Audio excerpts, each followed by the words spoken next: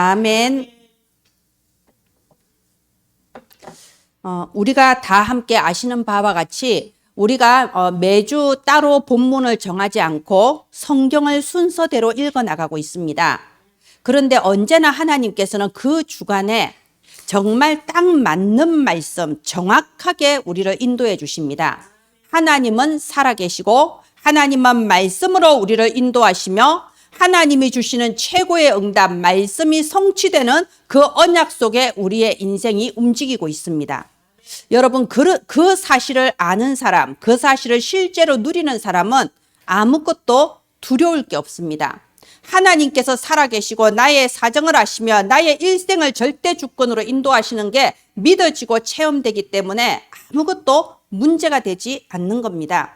우리가 신앙생활을 여러분 처음 시작할 때 어땠던가요? 여러분 예수가 그리스도 이 복음을 듣고 영접했습니다. 우리가 귀에 못이 박히도록 들은 메시지가 뭔가요? 예수는 그리스도, 모든 문제 끝. 그러면 우리가 초신자 때 얼마나 많은 물음표를 가지고 우리가 계속 신앙생활 해왔잖아요. 끝이 아닌데, 끝이라는데 왜 이런 문제가 자꾸 생기지? 아니 모든 문제 끝인데 대체 뭐가 끝인가? 여러분 원래 길을 모르고 갈 때 어린아이들은 질문이 많아요.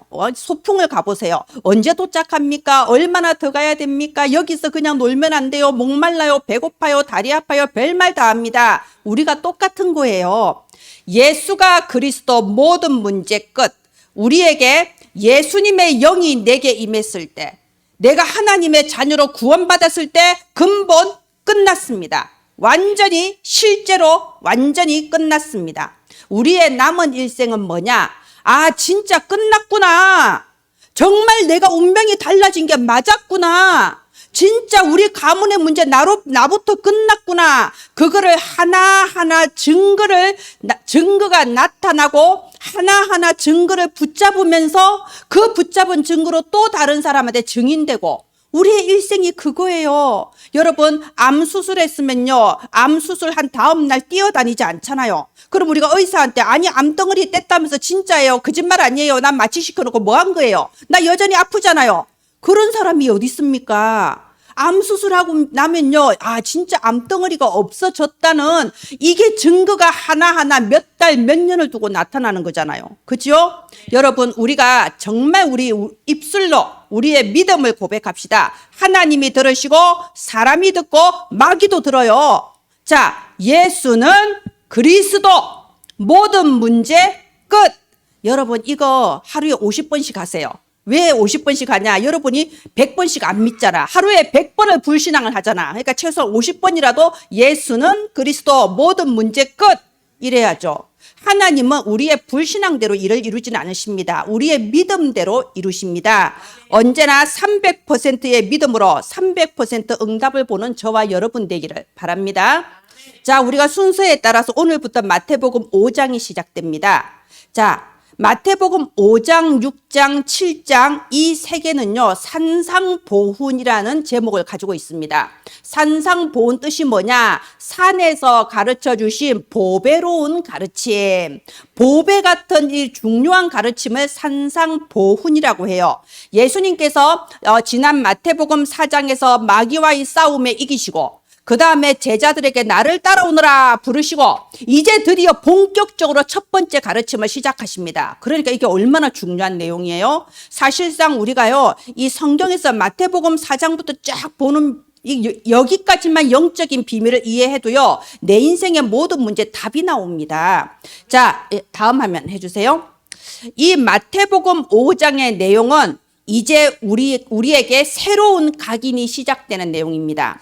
왜요? 틀린 걸 너무 많이 가지고 있거든요. 우리가 지금 잠깐 읽었지만 5장에 보세요. 심령이 가난한 자가 복이 있고 막 이러면 이해가 안 되잖아요. 부자래야 복이 있지, 풍성해야 복이 있지, 가난한 자가 무슨 복이 있으며 애통하는 자가 무슨 복이 있어. 이해가 안 되죠. 왜 이해가 안 되냐? 우리의 각인이 하나님하고 너무 안 맞아서 그래요.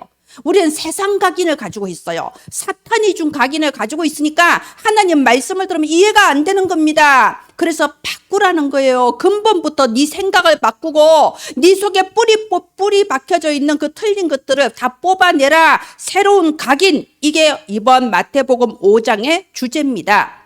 그리고 6장으로 넘어가면 이제 각인이 바뀐 사람은 기도도 달라져야죠. 그래서 마태복음 6장에는 새로운 기도가 나와 있고요. 마태복음 7장에는 그러면 이제 우리가 어떻게 살아야 될 거냐. 우리 예배 마치고 문 열고 나가면 바로 삶이 시작되잖아요. 그죠? 새로운 삶. 이렇게 내용이 진행이 됩니다. 자, 그러면 우리가 지금 마태복음 5장 예수님이 우리에게 가르쳐준 그 첫 번째 가르침이 뭔가를 보기 전에 우리가 세 가지를 생각을 해야 돼요.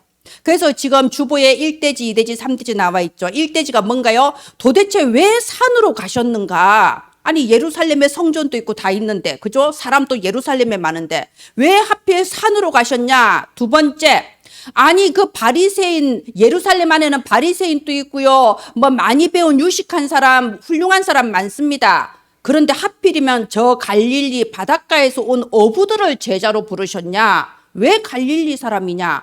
자, 세 번째, 그리고 왜 하필이면 처음부터 이해도 안 되는 팔복부터 시작했냐? 예, 여러분 우리 팔복이란 말 아시죠? 여기 8가지잖아. 심령이 가난한 자, 애통하는 자, 보유한 온유한 자, 세 보세요. 8가지를 가지고 예수님은 복이 있다고 했어요. 그래서 이 가르침을 보고 팔복이라고 합니다. 왜 하필이면 팔복을 가르치셨냐? 요 세 가지, 이것부터 먼저 생각을 하고 그 다음에 예수님의 가르침으로 들어가도록 하겠습니다. 예, 다음 화면 해주세요. 자, 왜 산으로 가셨는가? 여러분, 성경에는요, 산이 나오고 강이 나오죠. 왜 산이 나오고 강이 나오냐? 사람들이 많이 모여있는 그 세상에서 벗어난 곳을 의미하는 거예요. 언제나 그렇습니다. 우리가 창세기 보면요, 이 아브라함이 자기 조카 롯한테 딱 얘기를 하잖아요. 우리가 이제 갈라져야 되겠으니까 네가 원하는 곳을 먼저 선택해라. 그럼 나는 네가 선택하지 않은 나머지를 하겠다. 양보를 한 거잖아요.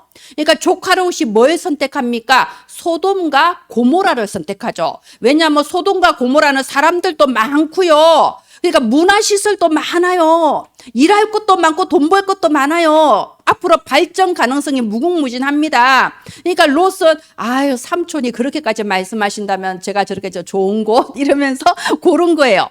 그러니까 아브라함이 처음에 말한데도 그래 그러면 네가 그리 가고 나는 반대쪽 아무것도 없는 광야로 가겠다. 자, 어떻게 됐습니까? 아브라함은 사람들이 없는 광야로 가서요 하나님께 단을 쌓았다고 돼 있습니다. 이 조카 롯을 떠나보내고 맨 먼저 한 게 하나님께 기도를 시작한 거예요.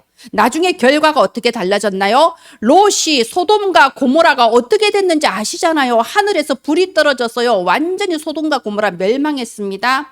롯은요 아주 비참하게 가족 다 잃고 나중에 아주 비참한 처지가 돼버립니다. 아브라함은요 아시다시피 가병 318명이 생길 만큼 큰 거부가 될 뿐만 아니라 그 후손으로부터 언약의 계보가 시작되잖아요. 지금 또 이스라엘의 믿음의 조상 아브라함 아닙니까? 그죠? 결과가 완전히 다른 겁니다.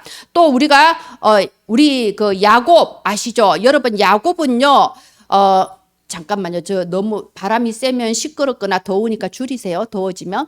이 야곱은요, 우리가 보면 평생 거의 거짓말하고 사기치며 살았잖아요. 머리가 잘 돌아가니까. 형을 속이고, 아버지를 속이고, 집을 떠나서 또 자기 삼촌 지보다 더한 사람 많으니까 지가 또 속임을 당하고, 그야말로 참 세상에서 참 풍파 겪으면서 살았는데, 어느 날 드디어 홀로 하나님 앞에 설 때가 있었어요. 야복강. 그죠? 그때 야곱이 딱 이렇게 보니까요, 지금 내가 이대로 가면 형한테 죽겠어. 형이 지금 군대를 데리고 나를 지금 잡으려고 출동했다는 소식이 들렸단 말이에요. 어떻게 했습니까? 자기 아내와 자식과 하인과 많은 재산들을 먼저 보냈어요. 너희들 먼저 가라. 나는 여기서 할 일이 있다. 다 먼저 보내고 그날 밤에 야복 강가에서 밤새도록 기도 속으로 들어간 거예요. 바로 그때 이 야곱에게 재창조의 역사가 일어났잖아요. 하나님이 나타나셔서 이제부터는 네 이름을 야곱이라고 하지 말고 이스라엘이라고 해라. 자기가 그전에 그렇게 속고 속이고 그렇게 애쓰고 살 때는요, 항상 불안해요. 언제 어떻게 될지 몰라. 그런데 이스라엘로 바뀌어졌을 때 지금 또 이스라엘 국가 이름이 거기서 나온 거예요. 그 자손 대대로 하나님께서 엄청난 그 축복을 주신 겁니다. 그리고 또 엘리야, 여러분 엘리야를 우리가 주의 깊게 봐야 돼요. 엘리야가 열왕기상 18장에 보면요, 정말 이 성경에 길이 남을 만한 역사적인 승리를 했잖아요. 이 바알 숭배자, 아세라 숭배자 850명과 850대 1로 영적 전쟁을 했어요. 우리가 이 갈멜산 승리 이래가지고 애들 애니메이션도 많고 영화도 많잖아. 왜? 화끈하니까 멋있잖아요. 하늘에서 불이 내려와가지고 한 번에 이겨버렸다. 그때 엘리야가 백성들을 모아놓고 뭐라고 했습니까? 너희들은 이제 선택해라. 언제까지 하나님한테 한 발, 언제까지 우상에게 한 발 그렇게 어중간하게 있을 거냐? 확실하게 이제 하나님을 선택해라. 믿음을 선택해라. 그때 이 엘리야가 생각했을 때는요, 이제 이런 역사가 일어났으니까 앞으로 이제 달라질 거라고 본 거예요. 뭔가 이스라엘 백성도 다 달라지고 뭔가 달라질 거다. 달라졌습니까? 달라지긴 달라졌어. 군사가 죽이려고 쫓아와가지고 이제 완전히 낙심해서 로뎀나무 밑에서 주여 차라리 나를 죽여주시옵소서 이 상황까지 가버렸잖아요. 그런데 언제 이 엘리야에게 하나님의 음성이 임했냐? 그 갈멜산의 어마어마한 승리와 사람들이 와 역시 엘리야 이럴 때 하나님의 역사가 임하지 않았어요. 호렙산으로 혼자 도망간 거예요. 그리고 큰 불도 지나가고 큰 바람도 지나가고 큰 지진도 지나가고 아무 일이 안 일어나요. 다 지나가고 나서 세미한 음성으로 하나님께서 엘리야에게 미래의 일을 알려주셨잖아. 그죠? 제가 지금 세 사람 말했습니다. 아브라함, 야곱, 엘리야.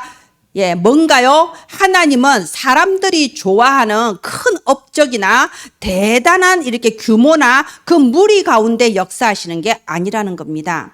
하나님은 이 제자는요, 무리 가운데서 세우는 게 아닙니다. 오늘 우리 이 본문이 뭔가요? 예수님께서 이 무리를 떠나서 산으로 가셨어요. 1절. 예수께서 무리를 보시고 산에 올라가 앉으시니 제자들이 나온지라. 예수님은 많은 무리를 벗어나서 제자들을 따로 세우신 거예요. 그것 때문에 사람이 없는 산으로 간 거예요.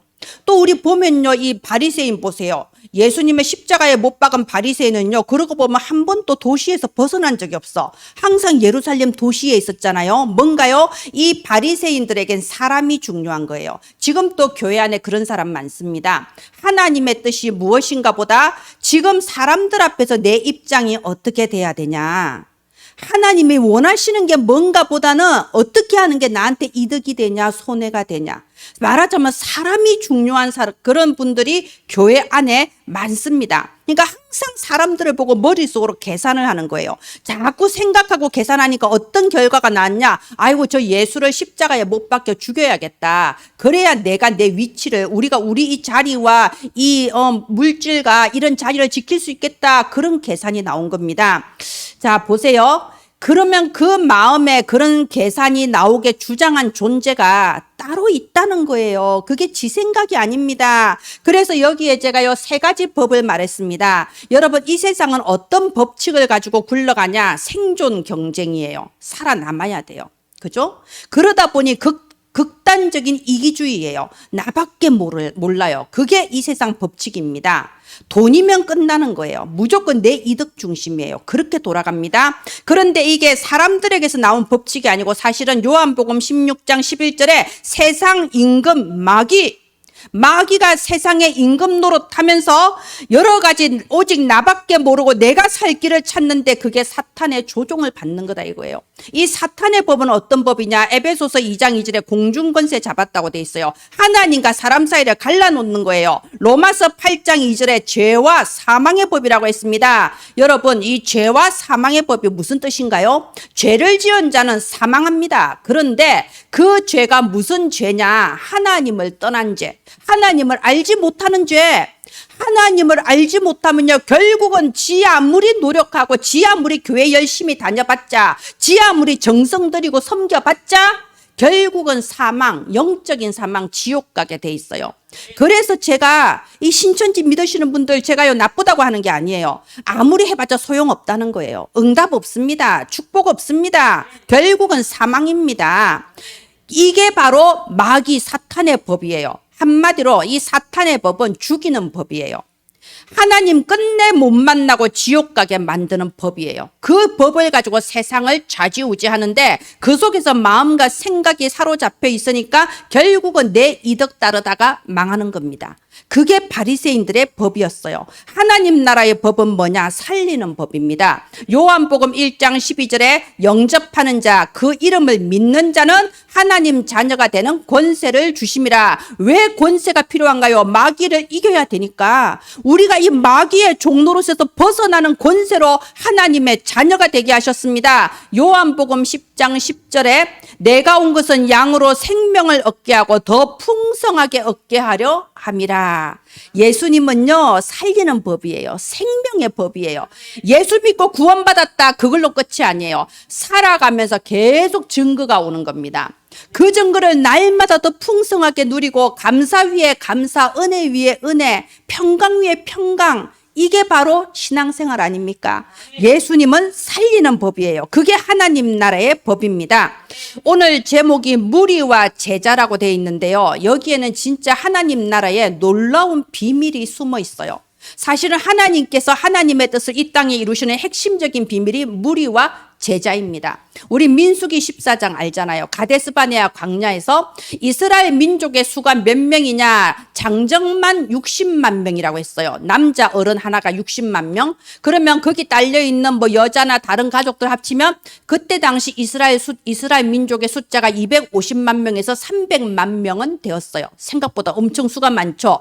그런데 그날 밤에 가데스바네아 광야에서 그날 밤에 이 많은 300만 명의 이스라엘 사람들이 한 사람도 빠짐없이 전부 다 불신앙한 거예요. 밤새도록 울부짖었다고 돼 있어요. 너무 불신앙에 빠지니까 울 일밖에 없잖아요. 밤새도록 울부짖고 통곡하면서 원래 사단에게 잡혀서 생각을 많이 하면 희한한 결론이 나옵니다. 새벽에 어떤 결론이 나옵니까? 모세를 죽이자. 모세를 죽이고 애굽으로 다시 돌아가면 우리를 다시 받아줄지도 몰라. 다시 노예되게 해줄 수 있을 수도 있어. 우리 모세를 죽이고 돌아가자. 원래 믿음 없이 생각 많이 하면 희한한 결론이 나옵니다. 자, 그랬는데 누가 이겼습니까? 모세, 요수아, 갈렙 3명이잖아요. 많은 숫자가 아닙니다. 원래 제자는 소수예요. 그런데 하나님은 놀라운 비밀이 뭐냐? 이 작은 소수의 제자를 통해서 수많은 무리를 이기게 하시는 겁니다. 제가 지금 말이 좀 표현이 그런데 수많은 무리의 그 불신앙을 이 소수의 제자의 믿음으로 승리하게 하시는 겁니다. 그게 하나님 나라의 비밀이라는 겁니다. 여러분, 무리는요, 쉽게 말해 본질을 모르는 사람이에요. 요한복음 6장에 보면요, 예수님께서 오병이어의 기적을 이루십니다. 아유, 엄청나죠. 그때 당시에는요, 제일 큰 고민이 먹고 사는 문제잖아요. 우리 인류가 먹을 것이 남아 도는 시대는 최근 100년밖에 없어요. 최근 100년의 비만이 문제고 먹을 게 많은 문제지, 사실은 인류 역사는 굶주림의 역사였거든요. 먹고 사는 게 제일 큰 문제야. 그런데 예수님이 물고기 2마리 떡 5개로 5,000명을 넘게 먹여버려서 대기적이죠. 완전히 이때는 모든 문제 끝인 거예요. 그러니까 수많은 무리들이 예수님을 막 따라다녔어요. 그럴 때 예수님이 이렇게 말씀하셨습니다. 요한복음 6장에 너희가 나를 따르는 까닭은 먹고 배불러서 그런 게 아니냐. 한마디로 먹고 살게 해주니까 나를 따르는 거 아니냐. 그러면서 말씀하시기를 너희는 썩을 양식을 위하여 일하지 말고 영생하도록 있는 양식, 영생 얻을 양식을 위해서 일하라고 하셨습니다. 그러니까 이제 이 무리들은 그래도 눈치가 빠르거든요. 왜냐하면 제가 아까 계속 눈치 보고 이득 계산한다고 그랬잖아요. 눈치가 빨라. 예수님 얘기 들어보니까 눈치를 채서 이게 우리가 너무 먹을 거 가지고 흥분하니까 그러는구나. 그래서 이렇게 물어요. 우리가 어떻게 하면 하나님의 일을 하겠나이까? 물어요. 이제 조금 영적으로 질문을 한 거예요. 그러니까 예수님 대답하세요. 하나님의 일은 하나님이 보내신 일을 믿는 것이니라. 하나님이 보내시니 예수 그리스도 붙잡는 게 바로 하나님의 일이에요. 뭐 대단한 일을 하라는 게 아니에요. 헌신 봉사하라는 거 아닙니다. 너희가 뭔가를 해야 된다는 거 아니에요. 예수 그리스도, 오직 그리스도 붙잡는 그것이 가장 중요한 본질입니다. 무리는 본질을 몰라요. 먹을 것에 흥분해 버려요. 그 먹을 것에 너무 흥분한다고 야단치니까는 그러면 뭘 해야 됩니까? 이제 일을 가지고 나와요. 그게 무리라니까요. 제자는요, 진짜 중요한 본질을 붙잡습니다. 오직 그리스도. 그리고 그 본질이 너무나도 가치가 있기 때문에 거기에 생을 거는 사람이 바로 제자입니다. 다음 화면 해주세요. 왜 예수님께서는 하필이면 갈릴리 사람을 불렀을까요? 여러분, 갈릴리 사람 하면요, 제일 저 변두리에 저기 시골에 못 배우고 못 가진 사람이라고 해석하면 됩니다. 그런데 왜 하필이면 이 예루살렘에 있는 수많은 박사들과 권세자들과 바리새인이 있는데 왜 그 사람들 안 부르고 갈릴리 사람을 제자로 삼으셨냐? 그 사람들의 그 능력 있고 똑똑한 그 바리새인들로는요, 하나님 계획 이룰 수가 없습니다. 예수님은 이 바리새인들에 대해서 딱 성경으로 알려주셨어요. 마태복음 12장 43절 45절에 보면요, 비고 청소된 그 마음 안에 더 악한 귀신 7이 들어갔다고 돼 있어요. 이게 종교생활이고 이게 바로 바리새인이에요. 자, 일단 교회를 다녀. 청소된 마음, 깨끗한 마음, 거기에 뭐가 들어가냐? 내 생각, 내 기준, 내 경험, 내 상처, 율법으로 다른 사람 비판하는 그 율법주의, 이게 자꾸 들어오는 거예요. 거기다가 아까 말한 그 세상의 법, 생존 경쟁에서 싸우고 이기고 내가 살아남아야 돼, 사탄의 법, 죽이는 법, 이런 걸로 가득 찬 거예요. 그러니까 그게 더 악한 귀신 7이 들어간 바리새인들이다 이겁니다. 지금 또 교회 안에 많이 있다고 했습니다. 이런 사람들은요, 바뀌지가 않습니다. 왜 안 바뀌냐? 만약에 내가 바뀌면은 지금 내가 갖고 있는 걸 잃어버린다고 생각하거든요. 내 자리, 내 이득 잃어버린다고 생각하거든요. 자, 니고데모 보세요. 니고데모도 바리새인이에요. 율법 학자였습니다. 이 니고데모가 밤에 예수님 찾아옵니다. 왜 밤에 찾아옵니까? 낮에는요, 사람들이 보니까 못 오는 거예요. 자기 자리가 흔들려 버리니까요. 그리고 니고데모가 예수님 만나러 왔을 때 예수님이 영적인 얘기 하셨어요. 네가 바람이 어디로 와서 어디로 가는지 아냐? 영의 세계가 그렇다고 했습니다. 자, 이 니고데모가 이 예수님에게 영적인 메시지, 하나님 나라의 메시지를 들었어요. 거듭나지 않고서는 하나님 볼 수 없다. 이 메시지 들었어요. 그러나 그 뒤에 니고데모가 변화됐습니까? 안 변화됐어요. 니고데모는 밤에 잠깐 예수님을 만났지만 역시 눈에 보이는 사람들의 그 평가와 사람들이 나를 율법학자라고 우러러 봐주고 칭송받고 인정받고 내 이득, 이것 때문에 바뀔 수가 없다 이겁니다. 그런데 갈릴리에 있는 이 제자들은요, 전혀 그렇지 않았어요. 우리 지난주 4장 읽었잖아요. 마태복음 4장 20절에 보면요, 이들이 곧 그물을 버려두고 예수를 따르니라. 4장 22절에도 이들이 곧 아버지와 그물을 버려두고 예수를 따르니라. 즉시 행동했잖아요. 즉시 올인했잖아요. 이게 바리새인들은 불가능하다 이겁니다. 그래서 지난주 메시지, 능력이 아니라 믿음이라고 했습니다. 내가 어떻게 무슨 노력을 하거나 그게 아니고 믿음이라고 했습니다. 자, 보세요. 우리가 어떤 일을 할 때 50% 정도의 가능성이 있으면요, 할까 말까 망설이죠. 이제 모험심이 있는 사람은 할 것이고 보수적인 사람은 안 할 거예요. 그죠? 90% 정도의 가능성이 있다면 대부분 도전할 거예요. 가능성이 있으니까. 그런데 우리 하나님은 50%, 90%가 아니에요. 하나님은 300%예요. 하나님은 300% 확실하게 응답하시는 하나님입니다. 왜 300%냐? 여러분 딱 각인하세요. 하나님은 100% 확실하게 성령 인도해 주십니다. 그리고 하나님은 100% 완벽하게 역사해 주십니다. 사람이 하는 것은 실수도 있고 후유증도 있지만 하나님은 그런 게 없어요. 완벽하게 역사하십니다. 하나님은 100% 지속할 열매를 주십니다. 그래서 내가 하는 일이나 똑똑한 사람이 하는 일은요, 해봐야 알아요. 결과가 어찌 될지 몰라. 당장 잘 되는 것 같아도 나중에 어떻게 되는지 몰라. 그렇지만 하나님이 하시면 확실해요. 하나님이 하시면 뒤탈도 없어요. 하나님이 하시면 끝까지 지속됩니다. 그렇기 때문에 하나님은 300% 역사하시기 때문에 우리는 300% 믿어버리면 되는 거예요. 이렇게 내가 머릿속으로 계산하면요, 내 머리로 하는 건 한계가 있습니다. 우리가 하나님만큼 똑똑하지가 않잖아요. 한계가 와요. 그렇죠? 그러나 믿음은 한계가 없습니다. 300%의 믿음으로 나아갈 때 하나님은요 300% 응답하세요. 그렇다면 여러분 공부를 내 지혜로만 하면요 한계가 있어요. 그러나 내가 성령의 두루마리를 입어버려야 돼요. 성령의 능력의 옷을 입어버려야 돼요. 그래서 지금 나에게 성령의 지혜로 내 성적에 역사해 주시고 내 공부에 역사해 주시고 일도 마찬가지입니다. 여러분 내가 아무리 열심히 일해도 사기꾼 한 번 만나면 끝이잖아요. 경제력도 마찬가지라니까요. 내 능력이 아니라 300% 하나님의 응답으로 우리가 해야 돼요. 지금 또 여러분 우리가 하나님 앞에 믿음을 고백하고 믿음을 선택할 때에 하나님은 우리의 앞에 300%의 응답을 준비해 놓으신 것을 믿으시기 바랍니다. 다음 화면 해주세요.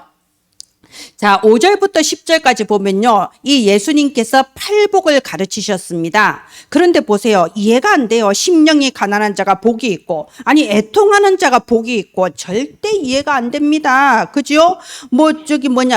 또, 온유한 자가 복이 있고, 온유한 자가 복이 있다니 싸워야지. 목소리 큰 사람이 이기는데, 절대 손해 안 보게 해야지. 이해가 안 되잖아요. 왜 우리가 지금 이게 이해가 안 되냐? 우리는 그동안 살아오면서 이 약육강식 생존 경쟁이라는 이 세상의 법과 사탄의 법에 찌들어 있거든요. 이해가 안 됩니다. 근데 왜 이런 이해가 안 되는 얘기를 가장 먼저 가르치셨냐? 너희들의 각인을 바꾸라는 겁니다. 너희들은 지금 잘못 알고 있어. 잘못된 데 속고 있다. 하나님 나라의 그 법을 지금 계속 말씀하시는 거예요. 똑같은 장면이 바울에게도 나옵니다. 사도행전 19장 8절 9절에 보면요. 바울이 석 달 동안 하나님 나라에 대해서 말을 했어요. 말하자면 이해가 안 되는 소리를 한 거야. 세상에서는 이해를 못해. 그러니까 사람들이요 막 바울을 비방하고 화내고요 쫓아내려고 그랬어요. 말도 안 되는 소리 한다고. 그러니까 바울이 제자들을 따로 세워서 다시 하나님 나라의 일을 2년 동안 강론했다고 돼 있습니다. 무리는 이해 못해요. 각인이 바뀐 제자들만 이해할 수 있습니다. 이 팔복은요, 제가 다음 주부터 한 주에 한 개씩 나가려고 해요. 그럼 8주 걸리겠죠? 이거 하면서 이제 2025년도 올 겁니다. 자, 이 팔복을 우리가 8주 동안 나누면서 하나님께서 우리 안에 어떤 새로운 각인을 만들어 주시는지, 우리가 어떤 각인이 뽑혀나가고 어떤 각인을 만들어 주셔서 2025년도에 내 생각을 뛰어넘는 하나님의 그 새 응답을 보게 하실지 우리가 기대하면서 함께 가기를 바랍니다. 자, 우리가 오늘은 일단 간단하게요. 우리의 각인이 7망대, 7여정, 7이정표로 바뀌면 됩니다.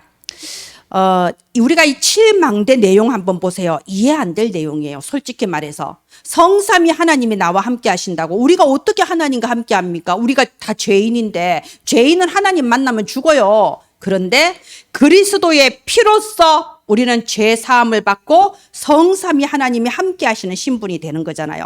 그리고 보좌의 축복. 여러분 이 보좌의 축복은 우리 신분이잖아요. 이제는 전에는 내가 무슨 짓을 해도 복을 받지 못하는데 이제는 하나님의 보좌의 축복을 받을 수 있는 하나님의 백성이 된 거잖아요. 그죠? 그래서 전무후무한 응답을 주시겠다는 겁니다. 이 말은 뭔가요? 불신앙하지 마. 하나님은 네가 생각도 못한 일을 하신다는 겁니다. 전무후무한 응답. 이게 바로 지금 7망대인데요. 우리가 왜 자꾸 이 7망대를 가지고 호흡하면서 기도해라, 아침에 기도해라, 낮에 기도해라, 밤에 기도해라. 왜 그럴까요? 우리가 무슨 불교나 천주교처럼 연불배우라는 소리가 아닙니다. 기도할 때에 내게 각인되는 거예요. 이 문장 이대로 안 해도 돼요. 내 속에 불신앙이 뽑아져 나가고 하나님 나라의 그 보좌의 축복, 하나님 나라의 비밀이 내게 새로운 각인이 되는 거예요. 그 가장 좋은 방법이 기도라는 겁니다. 내 마음과 생각과 잠재의식과 무의식과 영혼 속에 새로운 각인이 될 만큼 우리는 7망대, 7여정. 왜 7여정입니까? 긴 여정이에요. 그리스도로 모든 문제 끝났는데 그걸 확인해가는 긴 여정을 우리는 걸어가야 됩니다. 그러면 하다못해 소풍을 가도 준비를 하고 가야 되는데 긴 여정 뭘 준비하고 갈 겁니까? 그래서 7여정이 나온 거예요. 10가지 비밀, 10가지 발판, 5가지 확신, 9가지 흐름, 싸우지 않고도 이길 수 있는 그 힘의 비밀이 나온 거예요. 그래서 여러분 수요 예배를 와야 된다니까. 주일에는 그 얘기 다 못해요. 예. 그리고 7이정표, 하나님께서는 우리의 미래를 300%로 보장해 놨다는 겁니다. 갈보리산부터 로마까지. 그 하나님은 절대 주권으로 우리의 미래를 보장하고 계시기 때문에 미래를 두려워할 필요가 전혀 없습니다. 두려워해야 될 것은 하나예요. 내가 지금 제자의 흐름에 있냐, 무리의 흐름에 있냐, 그것만 두려워해야 돼요. 내가 하나님의 뜻에 합해 있냐 아니면 사람의 뜻에 합해 있냐, 그것만 확인하면요 300%의 응답을 준비해 놓으셨습니다. 예, 다음 화면 해주세요. 우리가 중국 고전인 정관정료를 보면 이런 유명한 구절이 있습니다. 역사를 아는 자는 결코 무너지는 단말에 서지 않는다라는 부분이 있습니다. 말하자면 역사를 아는 자는요 망할 자리, 실패할 자리 안 갑니다. 그런데 우리는 역사의 주관자가 누구인지를 알잖아요. 누가 역사를 주관하십니까? 여호와 하나님이 역사를 주관하세요. 여호와 하나님이 전 세계 역사를 움직여 나가시는데 그 흐름이 뭐냐? 제자의 흐름이에요. 언제나 하나님은 많은 무리 가운데서 제자들을 따로 뽑아내십니다. 그렇게 해서 세계복음화라는 그 도도한 역사의 흐름을 움직여 나가시는 거예요. 이 바리새인이라는 그 무리 속에서 이 초대교회 120명 성도의 그 제자들을 뽑아내셨잖아요. 그죠? 근데 이 초대교회로 시작해서 안디옥 교회, 유럽 교회, 로마 교회 계속 복음이 증거됐는데 이 천주교 타락해버린 거예요. 막상 이 로마에서 인정을 받은 그 순간부터 교회가 타락하기 시작해서 우리가 아는 천주교가 된 거예요. 여러분, 처음에 복음으로 시작했지만 이것이 무리화가 되거든요. 말하자면 교단화가 돼요. 교단화가 되면요 본질을 놓쳐버려요. 본질을 놓치면 필연적으로 세 가지를 하게 됩니다. 여러분 분별하는 눈을 가져야 돼요. 뭘 세 가지 하냐? 필연적으로 율법 말하게 돼 있어요. 왜? 본질을 놓치면 결국은 세상적으로 착하게 살자. 나는 니들보다 좀 나아. 바리새적인 생각밖에 남는 게 없어요. 그러니까 율법 성결을 강조하는 거예요. 자, 제일 율법 강조한 데가 신천지잖아요. 제일 강조한 데가 이슬람이잖아요. 그죠? 두 번째 뭘 하냐? 필연적으로 신비로 가게 돼 있어요. 뭔가 병이 낫는다거나 신기한 말도 안 되는 걸로 사람을 속입니다. 세 번째 뭐로 가냐? 정치 운동으로 가게 돼 있어요. 내 세력을 키우는 거예요. 남자가 돼서 뭔가 야망을 가져야 되는데 내가 목사로 부름받았네? 목사로서 야망은 총회장이 되고 총회 임원이 되고 세계적으로 유명해지고 그런 야망이 있다니까요. 남자고 여자고 간에. 그러니까 본질을 놓치면요 정치운동으로 가는 거예요. 그 누구라도. 이 세 가지 딱 하게 됩니다. 그러니까 이 천주교회가 그걸로 유럽을 좌지우지하니까 하나님께서 개혁교회를 일으켰잖아요. 종교개혁해서 전도자들로 개혁교회 일으키셨어요. 근데 그 개혁교회도 또 시간이 지나면 또 교단화, 교권화가 돼요. 또 무리가 돼버려요. 아까 말한 세 가지를 또 하는 겁니다. 그래서 여러분 우리는 언제나 제자의 흐름에 서야 됩니다. 하나님이 원하시는 바로 그 메인 스트림에 있어야 됩니다. 제자는 본질을 붙잡는 사람이에요. 오직 그리스도. 세계복음화를 위해서 뭘 하라 이거 아니에요. 그거는 이 무리들이 하는 질문이야. 하나님의 일을 어떻게 할까요? 이러면서 아니라니까요. 오직 그리스도. 내 속에 불신앙을 뽑아내고 각인을 바꾸는 겁니다. 그리스도는 모든 문제 끝. 저와 여러분은 끝난 사람들입니다. 하나님의 관심은 지금 정치하는 곳에 광화문에 청와대에 있지 않습니다. 그리스도라는 본질을 붙잡은 여러분에게 하나님의 모든 관심이 지금 집중되어 있습니다. 하나님은 지금 여러분의 모든 현장, 여러분이 고민하고 있는 건강, 경제, 가정 모든 현장에 300%의 응답을 이미 준비해 놓으셨습니다. 하나님 앞에 300% 믿음으로 나아가며 영적 승리자로서는 저와 여러분 되기를 예수님 이름으로 축원드립니다. 하나님 은혜를 감사합니다. 우리가 진짜 중요한 것이 무엇인지 하나님 앞에서 본질을 깨닫게 하여 주시옵소서. 오직 그리스도 언약 잡고 기도할 때에 우리 개인의 문제, 가정의 문제, 경제의 문제 속에서 이미 준비된 300%의 응답을 확인하게 하여 주시옵소서. 우리 속에 불신앙의 각인이 뿌리 뽑히게 하시고 오직 복음으로 각인이 바뀌어지게 하셔서 가는 곳마다 영적인 승리자로서는 저와 은혜나무 가족들 되게 하소서. 살아계신 예수님 이름으로 기도합니다. 아멘.